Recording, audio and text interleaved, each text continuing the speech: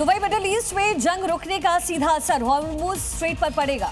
वो straight of Hormuz जहां से होते हुए भारत समेत तमाम देशों के ऑयल कंटेनर आते हैं, यानी कि क्रूड ऑयल की जो सप्लाई फिर से सामान्य हो जाएगी। और यही सबसे बड़ी खबर है कि सीज़फायर के साथ ईरान जश्न मना रहा है। तो अमेरिका का दावा है कि उसने अपने टारगेट हासिल कर लिए, अपने मोटिव्स यहां पूरे कर लिए हैं। तो अब स्ट्रेट ऑफ हॉर्मुज खुलने वाला है और जाहिर है इससे बड़ा फायदा पूरे विश्व भर को होने जा रहा है। ये बड़ी जानकारी इस समय मिल रही है।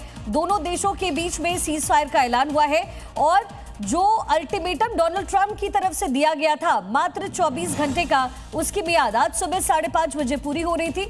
लेकिन उससे पहले ही 4:30 बजे के लगभग दोनों देशों के बीच में सीज फायर का ऐलान हुआ। सीज फायर पर इजरायल भी सहमत हो चुका है। और बड़ी खबर है, बातचीत तक हमले इजराइल रोके रहेगा, ये बड़ा ऐलान किया गया। लेकिन बड़ा सवाल, सीज फायर लेबनान पर लागू नहीं होगा, ये इजराइल ने ऐलान कर दिया है। वही अमेरिका ईरान में सीज फायर लागू है, 2 हफ्ते का सीज फायर लागू हुआ है, लेकिन लेबनान पर ये लागू नहीं होगा, ये इजराइल की तरफ से क्लियर किया गया है। हालांकि पाकिस्तान ने क्लेम करा था कि जितने भी एलाइज हैं दोनों तरफ से, यूएस और ईरान दोनों ही तरफ से सीज फायर का ऐलान किया गया, सभी एलाइज की तरफ से भी कोई अटैक नहीं किया जाएगा। लेकिन पाकिस्तान के इस दावे के उलट इजराइल ने ऐलान कर दिया है कि वो लेबनान में अपना ग्राउंड ऑपरेशन नहीं रोकेगा, लेबनान से वो हिजबुल्लाह के खात्मे तक रुकने वाला नहीं है। ये बहुत बड़ा ऐलान इजराइल की तरफ से।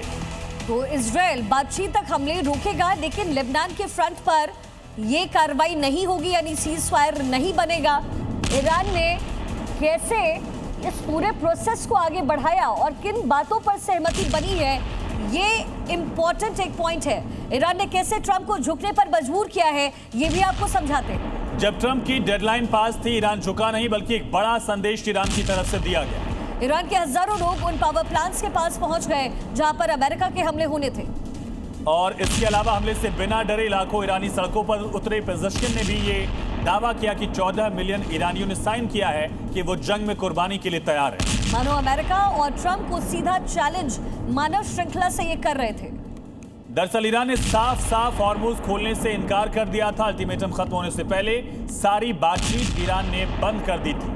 और यहाँ तक कि जब ट्रंप ने पूरी सभ्यता खत्म करने की धमकी दी, तब भी ईरान पीछे नहीं हटा।